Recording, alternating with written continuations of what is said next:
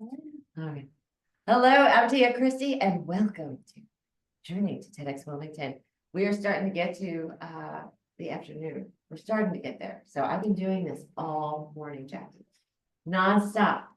Talk. That's what I do. And we got 20 speakers, 20 plus speakers today. And but you know what? I'm happy because I'm here right now with Jackie. How did it go? Oh my gosh. It was fun. Yes. Yeah, I mean, my little earpiece fell off Oh and my- I restarted that little section, but it was fine. Okay. Totally good. Was it a mic? thing Yeah, that happened? yeah, a little Okay. ear joint thing just kind of fell Alright. off. You're like, I didn't need that. I didn't need it. Yeah, whatever. Fine.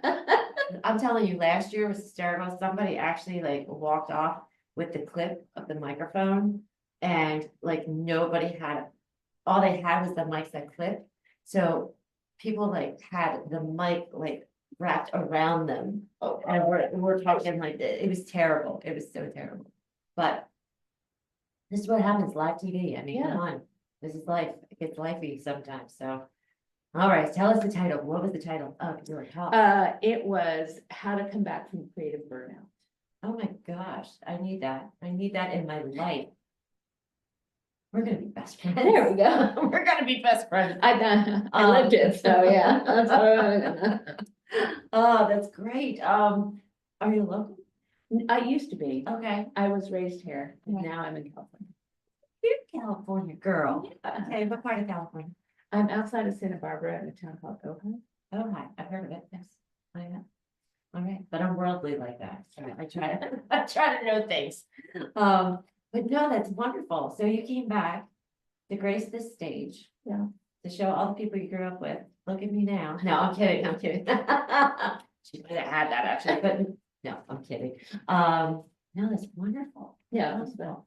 Okay, so tell us, creative burnout, like, So basically, I was working at Nike, like a pretty intense company, and just do it. you just do it. Just do it. And so many of us are suffering from burnout. So in my talk, I wanted to just begin to normalize the conversation and say, how do we begin to talk about it and say, raise your hand, say, I'm burned out, and it not look like a black scar, like a black mark Yes, against you. yes. Because I think there's, you know, obviously in many of our professions, there's a lot of ego, nobody wants to look bad. Yes. But 70% of creatives last year reported feeling burned out, 70%. That's huge, Huge. huge number. Yeah. I So- probably was on that list, honestly. Yeah. I'm telling you. that's Yeah, Incredible, you know, and you gotta learn how to do that. Self-care and bring it back, fill up your cup, all that good stuff. yeah. So I talked about, I was actually during, in June of 2020, during the pandemic, I was laid off with 3,000 other people from Nike. And so I actually was grateful for the timing. Like my family was healthy. I had a little financial cushion from a severance package. So I just took a moment. I just paused and was like, oh my gosh. Vacation, you need it. Yeah. Mhm. And I actually started like drawing and painting again, and that really got me back into kind of what I focused on in the talk. I'm trained as an architect, and there's this concept called genius loci. So it's not like an intellectual thing, it's more of like the spirit of a place that a city has or a place has. Right. And so we studied that architecturally, but I realized that when I was coming back from burnout, genius loci, I used that idea to find the genius loci within myself, like to return to my purpose inside. And so I just told that journey in my talk of like, hey, sometimes we get disconnected from our purpose, and how do we reconnect? Thank goodness. You know, I don't get emotional on many of these things. I actually feel emotional with this one. I do. Yeah, just the way you were describing is so beautiful. Thank you. And probably because I feel it, you know, I felt that. And I too thought the pandemic was a blessing. I really did. And, you know, we're blessed people to be able to feel that way, Exactly. you know, but Yeah.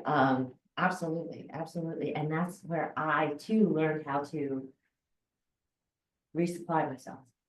You know, and it's so important to be able to do that. So are you teaching people how to do this now? Is this your thing? It's not my thing, but I kind of want it to be my thing. Okay. I'm a designer, so I do design consulting, but I've realized, especially in writing this talk and doing this work, is that what I've always loved, and some creatives don't, is I love mentoring younger designers. I loved having a team. I loved meeting with them. I loved, setting their goals, what's going right, what's not going right. And yeah, so I've been thinking about like, I would love to be of service to other creatives, because I think if you're not like, and there's nothing wrong with not being in the creative field, but creative to creative, there's a different energy. There is, yeah, there's this frequency that you ride together. Kind of thing. So, Yeah. yeah. And I've, in my career, I've noticed that many creatives are just so, maybe they're introverted and they don't want to, like, they want to be creative. They don't have that space or the energy to say, what are you doing? What's going on in your creative practice? Like, let me hear about it. Yeah. I wouldn't even say that it's introverted, because I'm very much an extrovert. But it's getting lost in the project. I know that, if I'm on something creative, days could go by and I have no concept of time. I'm in that space. I'm on another plane, honestly. I mean, I think you can agree. Yeah. Right. Yeah. And it's just, I might have forgot to eat. I might have forgotten to sleep. It doesn't matter as long as I'm working and getting to the goal of what I need to, like that vision, So, and I do that too, like on the grand vision of like, what's my big vision, in the entrepreneur space? What's the big vision? And I'm like, I gotta remember, I gotta eat, I gotta sleep, I gotta do these things. If not, it's gonna Right. I love this. I think it's wonderful. How do you remind yourself to do all these things? You setting alarms? Like, what are you doing? Well, for me, it's my painting practice. Okay. And I showed a painting that I did.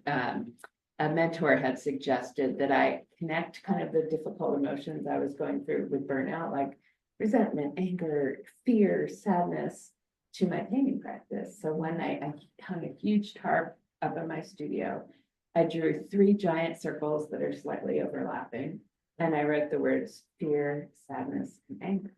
Nice. And I began to write like questions and words and things that like just resonated with those 3 words from childhood, from yesterday, from all of it. Right. And then I just started in this like very just automatic way.